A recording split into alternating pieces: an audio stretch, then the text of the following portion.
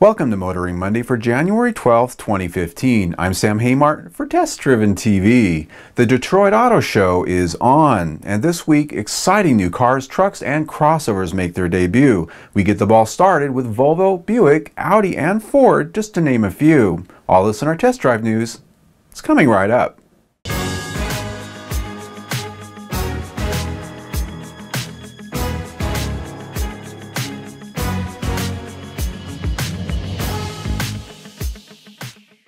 Most people don't think of Buick when it comes to drop-top fun in the sun, but the new 2016 Buick Cascada aims to change all that.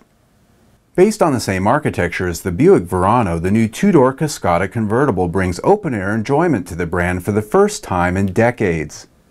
Its power soft top can be lowered in as little as 17 seconds at speeds up to 31 miles per hour, stowing neatly under a clamshell rear tonneau cover.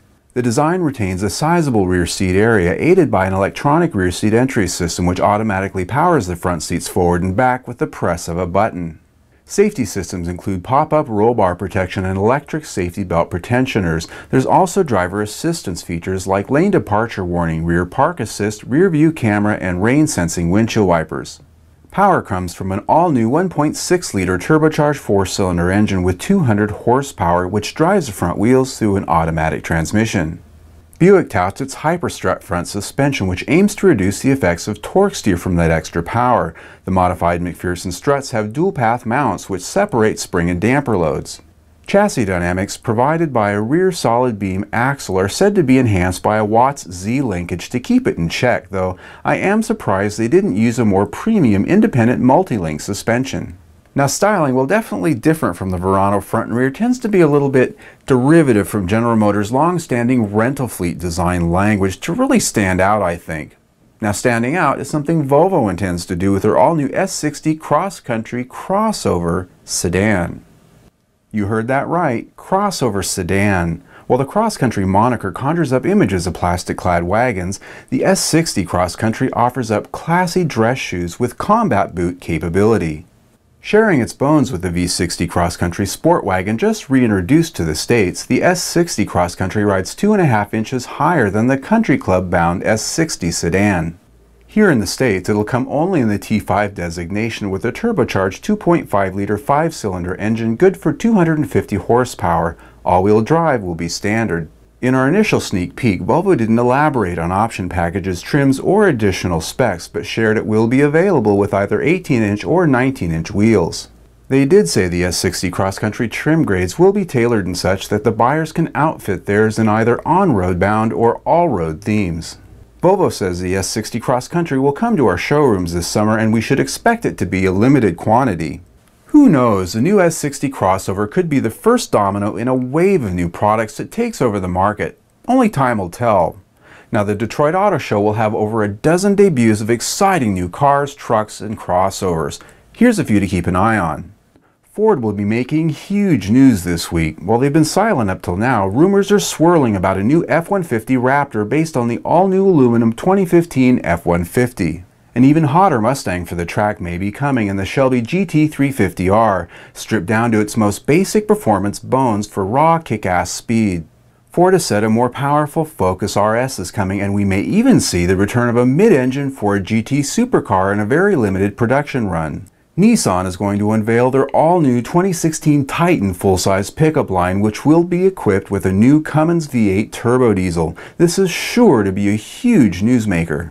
From Germany, the 2016 Audi Q7 will make its North American debut with a new lightweight version of their full-size crossover, which loses over 700 pounds.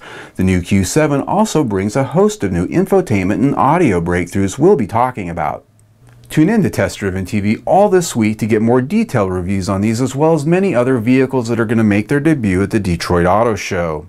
In our test drives this week, we spent time on the Arizona backroads with the 2015 Toyota 4Runner Trail.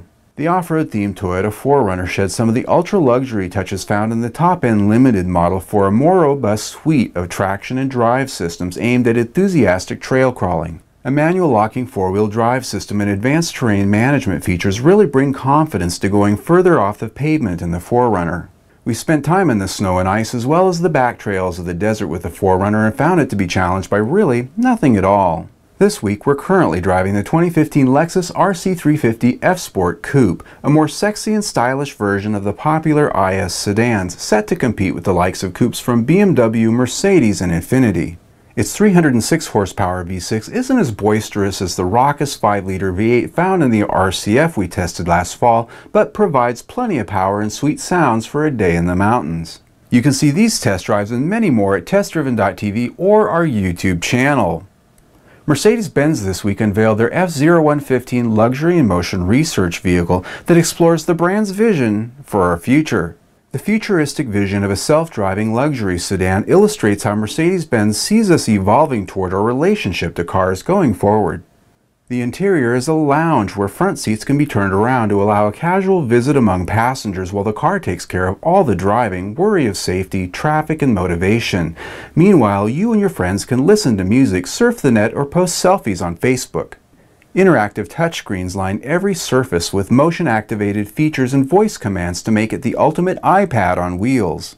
But rest easy, because a driver and front passenger can, if needed, turn their eyes and attention towards the road for manual driving. What a bother, yes, but there is a presumably drive-by-wire steering wheel for such temporary inconveniences.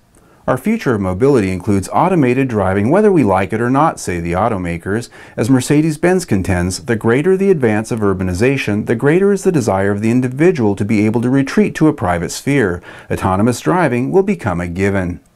Neat. You know what? This doesn't appeal to me at all. If I'm going to spend $100,000 on a car, I want it to be more than my own personal compartment on a commuter train. Now, it's time for our money shot, where we take the best photo from this week's news and we show it to you. Infiniti is showing us a concept version of what will be their next production sports coupe from the brand. The Q60 concept is sexy with the best interpretation yet of the brand's sea creature styling. It will compete with the Lexus RC Coupe, BMW 4 Series, and others. Well, that's it for Motoring Monday. Follow us all this week here on Test Driven TV for our full wall-to-wall coverage of the Detroit Auto Show. We'll have first-look reviews of many of the new cars, trucks, and crossovers. Click on the link right there to subscribe to our YouTube channel, where you can stay up to date on all this news, our test drives, and Motoring Monday episodes. You can also follow us on the Google, Twitter, and that Facebook by simply searching Test Driven TV there, or click the links on our website if you happen to be there. I'm Sam Haymart for Test Driven TV. I hope you enjoyed the ride.